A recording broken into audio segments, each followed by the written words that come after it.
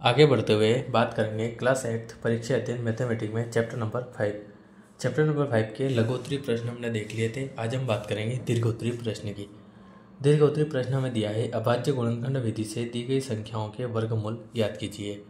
हमें अभाज्य गुणनखंड विधि लगानी है और इसका वर्गमूल ज्ञात करना है। तो देखो, पहला सवाल हमें दिया है 1296।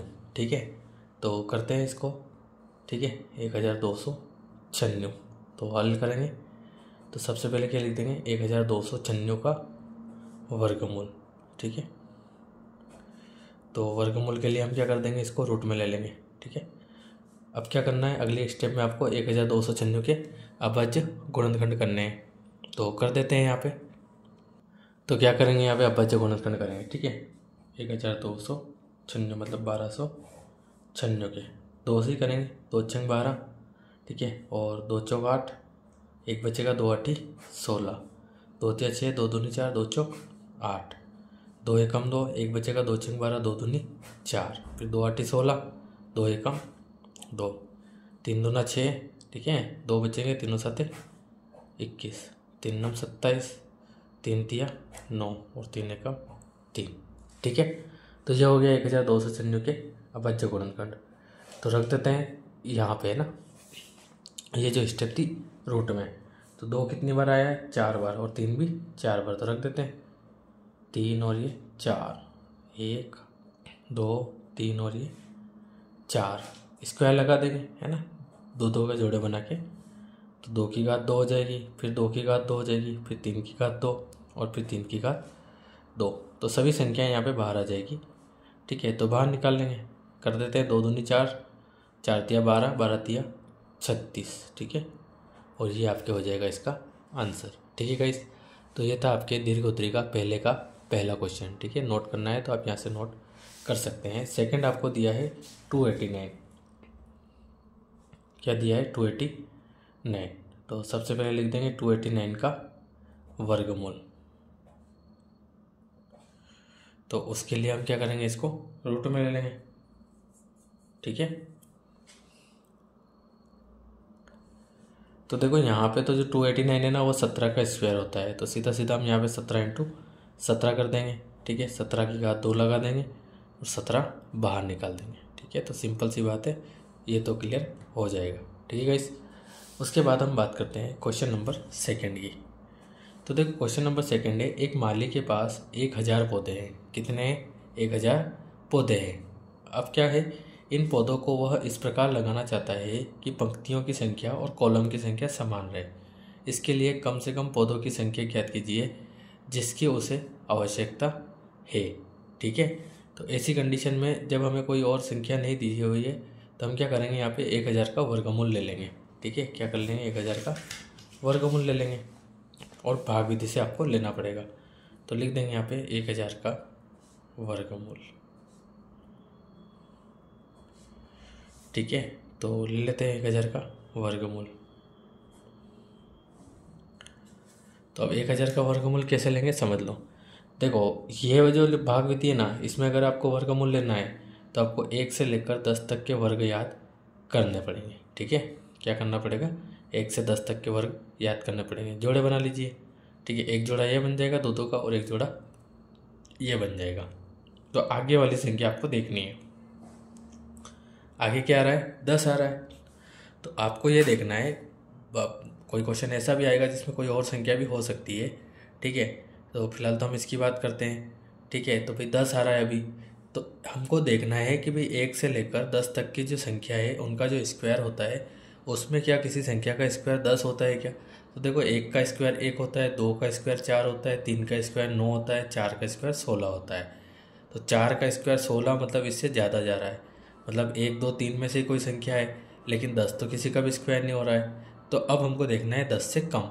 तो 10 से कम होता है 3 का स्क्वायर, है ना, क्या होता है 3 का स्क्वायर। तो हमको 3 जगह 3 लेना है, 1 2 और ये 3। ठीक है, अब कर देंगे यहाँ पे। तो देखो, यहाँ पे तो ये हो जाएंगे प्लस, लेकिन यहाँ पे लिखेंगे इसका गुणा, 3 तिया 9, माइनस कर देंगे तो 10 में से 9 गए तो 1, बाकी 2 जीरो आपके AC की AC। ठीक है, तो आई थिंक यहाँ तक आपको समझ में आ गया है। अब अगली संख्या हमें लेनी है, तो अगली संख्या ऐसी लेनी है कि जिसका स्क्वायर करने पर 0 आ जाए। तो देखो यहाँ पे सीधा 10 का स्क्वायर ही कितना होता है, 0, मतलब 100 आ जाता है। तो क्या यहाँ पे 10 लेंगे? तो आंसर है नहीं। क्यों? क्योंकि अगर 10 लेंगे तो हमें 10 यहाँ रखना पड़ेगा, फिर 10 यहाँ रखना पड़ेगा, और इनको जोड़ेंगे तो भी बहुत सारी संख्या आ जाएगी, गुणा करेंगे तो बहुत ज़्यादा, जैसे 6 है, ठीक है, यहाँ पे आप 10 रखेंगे, ठीक है, उसी 10 का आपको गुणा भी करना है।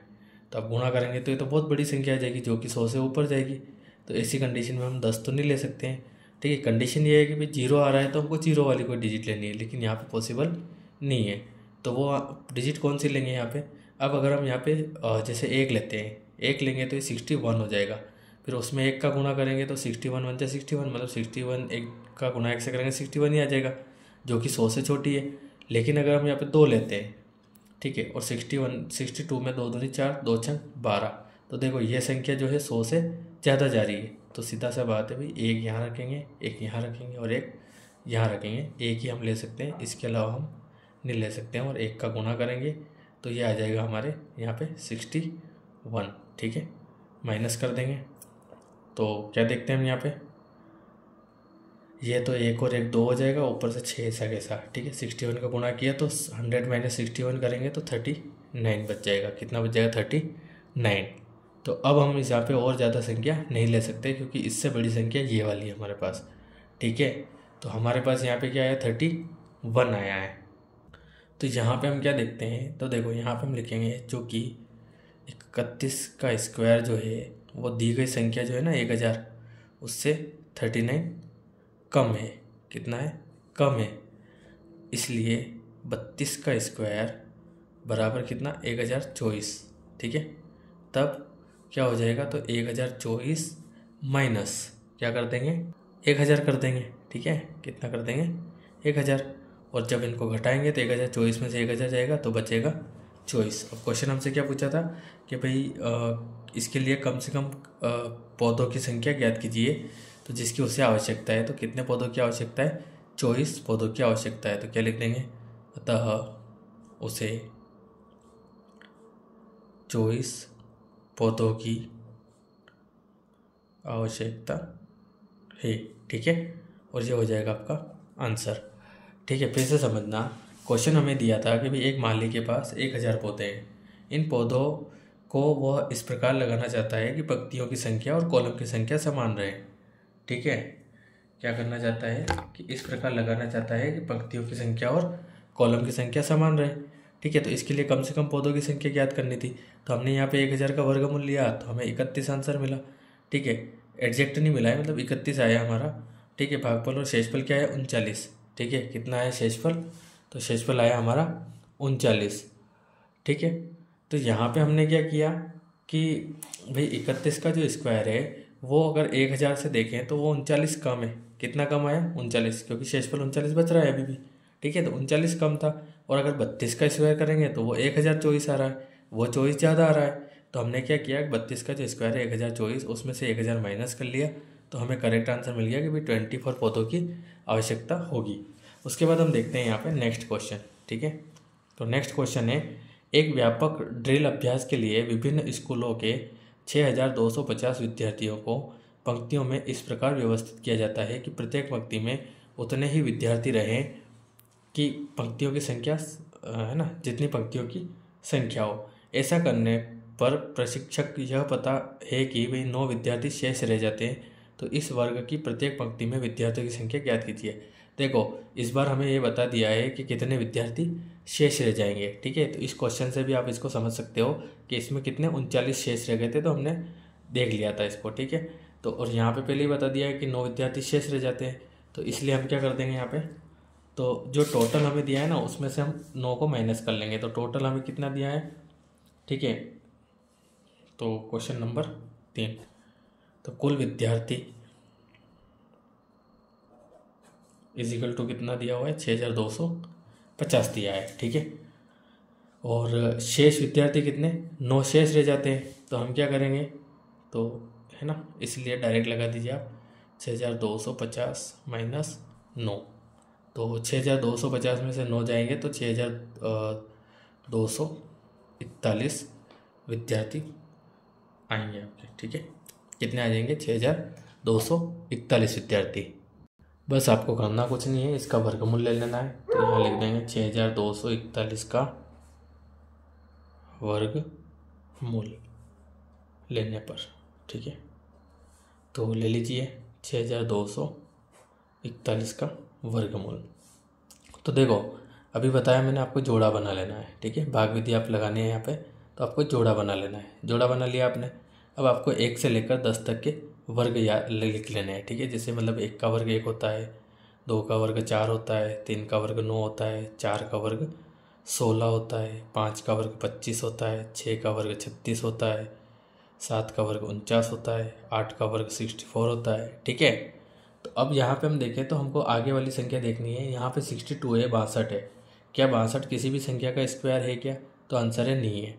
62 से ज़्यादा 64 है जो कि 8 का स्क्वायर है, और 62 से कम 49 है जो कि 7 का स्क्वायर है। तो यहाँ पे हम 7 ले सकते हैं, क्योंकि ज़्यादा बड़ी संख्या हम नहीं ले सकते, छोटी हम ले सकते हैं। तो वो 7 आपको 3 जगह रखना है, 1, 2 और 1, 3। ठीक है, तो यहाँ पे तो रखेंगे प्लस करके, तो 7 और 7 14, और यहाँ पे रखेंगे गुणा किसका? इन दोनों का, 7 7 49। ठीक है, तो यहाँ पे इसको माइनस कर देंगे, तो कितना आ जाएगा? देखो, इसमें से माइनस करेंगे तो 13, और ऊपर से वापस से 4 एक आपके उतर जाएगा। अब फिर से हमें कोई संख्या यहाँ पे रखनी है। ठीक है, तो फिर वो यहाँ पे भी रखनी पड़ेगी और यहाँ पे भी रखनी पड़ेगी। ठीक है, और जो संख्या यहाँ रखोगे वही यहाँ रखोगे, तो फिर उसका गुणा इसमें करोगे तो ये संख्या आनी चाहिए, और अगर ये संख्या नहीं तो इससे कम आनी चाहिए, लेकिन इससे ज़्यादा नहीं आनी चाहिए। तो आपको सोच समझ के रखना है। तो उसके लिए हम देखते हैं इसके पीछे का, सबसे पीछे वाला अंक, इकाई का अंक, जो क्या आ रहा है यहाँ पे 1। तो अब हमें यहाँ देखना है कि कौन सी संख्या का इकाई का अंक, मतलब किसी संख्या का स्क्वायर करने पर इकाई का अंक 1 कब आता है। तो देखो, या तो 1 का स्क्वायर करेंगे तो 1 आ जाएगा। अब अगर यहाँ पे रखेंगे 141 में 1 रखेंगे, वापस 1 का गुणा करेंगे तो 141 ही आ जाएगा, जो कि इसमें मतलब सही नहीं है, उससे बड़ी संख्या हमें चाहिए। तो और तो हमें इकाई का अंक 1 नहीं मिल रहा है, तो ऐसी कंडीशन में आप आगे बढ़ जाइए, 99 हो जाएगा 81। देखो, यहाँ पे इकाई का अंक 1 मिल रहा है आपको, तो आप यहाँ 9 रखिए, यहाँ 9 रखिए, और यहाँ पे 9 रखिए, और गुणा कर लीजिए। ठीक है, यहाँ तो प्लस होंगे, 9 9 18 के 8 हासिल 1 5, और ये 1, और यहाँ पे गुणा करेंगे, 99 81 का 1 हासिल 8, 9 चौक 36, 36 और 8 44, 44 के 4 फिर से हासिल 4, 9 एकम 9 और 4 13। तो देखो, यहाँ पे पिक्चर फिनिश हो चुकी है। क्लियर? तो यहाँ पे आंसर कितना आ जाएगा? 79। और जो हमसे पूछा है वो हम बता देंगे। तो इस वर्ग की प्रत्येक पंक्ति में विद्यार्थियों की संख्या ज्ञात कीजिए। तो यहाँ पे 79 विद्यार्थी प्रत्येक पंक्ति में होंगे। ठीक है, और ये हो जाएगा आपके आंसर। ठीक है गाइस, तो आई थिंक आपको समझ में आया होगा, और अगर फिर भी कोई डाउट है तो आप मुझे कमेंट कर सकते हैं। उसके बाद हम देखते हैं यहाँ पे क्वेश्चन नंबर 4। क्वेश्चन नंबर 4 है, एक बाग में 2025 पौधे हैं। इंपॉर्टेंट क्वेश्चन है इस बार के लिए। एक बाग है, उस बाग में 2025 पौधे इस प्रकार लगाए जाने हैं कि प्रत्येक पंक्ति में उतने ही पौधे हो जितनी पंक्तियों की संख्या हो। ठीक है, पंक्तियों की संख्या और प्रत्येक पंक्ति में पौधों की संख्या ज्ञात करनी है। तो फिर से समझेंगे एक बार और समझना। देखो, एक बाग है, उसमें 2025 पौधे लगा है, इस प्रकार लगाने हैं कि प्रत्येक पंक्ति में उतने ही पौधे होंगे जितनी पंक्तियों की संख्या होगी।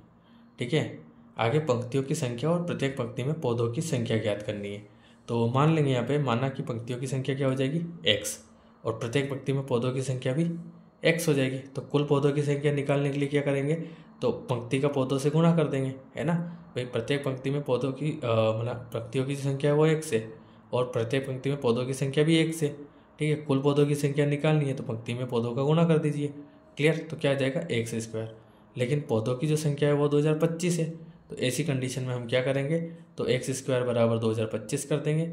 ठीक है, और दोनों का क्या ले लेंगे? वर्गमूल। तो यहाँ पे लिख देंगे वर्गमूल लेने पर। ठीक है, और इसका वर्गमूल लेते हैं तो इसका भी रूट लग जाएगा और इसका भी रूट। तो यहाँ स्क्वायर से रूट हट जाएगा तो x बाहर आ जाएगा, और इसके अभाज्य गुणनखंड विधि से अभाज्य गुणनखंड कर लेंगे, जैसे कि ये कर रखे हैं। ठीक है, तो यहाँ पे 3 का जोड़ा, 3 का जोड़ा, 5 का जोड़ा, तो तीनों संख्याएं बाहर आ जाएगी। तो 3 3 9, 9 5 45। ठीक है, तो 45, प्रत्येक पंक्ति में पौधों की संख्या 45 होगी। ठीक है गाइस, तो आई थिंक आपको समझ में आ जाएगा। उसके बाद एक नॉर्मल क्वेश्चन आपसे दिया गया है यहाँ पे कि 12 और 21 ऐसी अद्भुत संख्याओं के युग्म है कि भाई इनके जो वर्ग 144 और 441 है, जो कि एक दूसरे के अंक पलटने से प्राप्त होते हैं। क्या आप ऐसी कोई संख्या के युग में लिख सकते हैं? तो बिल्कुल है। देखो 1 और 10, 1 का वर्ग क्या होता है? 1, जिसको हम 001 लिख सकते हैं, है ना। 1 का वर्ग क्या होता है? 1, जिसको हम 001 लिख सकते हैं, क्योंकि इसका मतलब भी 1 ही होता है। और 10 का वर्ग क्या होता है? 100, तो इसको भी हम लिख सकते हैं 001, ठीक है। उसी प्रकार 13 और 31 हो जाएगा 169 और 961, 113 और 311 है ना। तो यह हो जाएगा जैसे 12 7 6 9 है ना, और यहाँ पे 9 6 7 2 1, ठीक है। तो ये आपको यहीं से कर लेने क्वेश्चन, ठीक है। सिंपल क्वेश्चन आपको दिए हुए हैं। और यहाँ पे देख लेते हैं एक क्वेश्चन और आपको दिया है कि वह छोटी संख्या ज्ञात कीजिए। इंपॉर्टेंट क्वेश्चन है, परीक्षा में आने के चांस है। वह छोटी संख्या का वर्ग, ये वह सबसे छोटी वर्ग संख्या ज्ञात कीजिए जो 4, 9 और 10 प्रत्येक से विभाजित हो जाए। तो ऐसी कंडीशन में आपको बस ल सा ले लेना है इनका, ठीक है। 4 9 6 का, ठीक है, 2 दूनी 4, ठीक है। 9 और 5 ऐसे ही, फिर 2 एकम 2, 9 5 ऐसे ही, 3 से करेंगे तो 3 3 9, बाकी 5 ऐसे ही, फिर करेंगे 3 एकम 3, 5 ऐसे ही, फिर 5 से करेंगे 5 एकम 5। तो इस संख्या को पूर्ण वर्ग बनाने के लिए 5 से गुणा करना पड़ेगा, क्योंकि देखो 2 2 बार आ गया, 3 2 बार आ गया, लेकिन 5 एक ही बार आया है। तो 1 और 5 हमें चाहिए यहाँ पे, तो किससे गुणा करना पड़ेगा? 5 से। तो भाई जो 180 आपको दी हुई थी, ठीक है, संख्या 180 कहाँ से आई थी? तो आपके इन संख्याओं का गुणा था 4 9 और 10 का, तो इसी में 5 का गुणा करना है, ठीक है। उसके बाद ये क्वेश्चन आप पढ़ लीजिए यहाँ से, और इसको वैसे तो नहीं करोगे तो चल जाएगा, ठीक है गाइस। तो इसी के साथ आपके ये चैप्टर होता है फिनिश, ठीक है। मिलते हैं नेक्स्ट चैप्टर में, तब तक के लिए थैंक यू गाइस।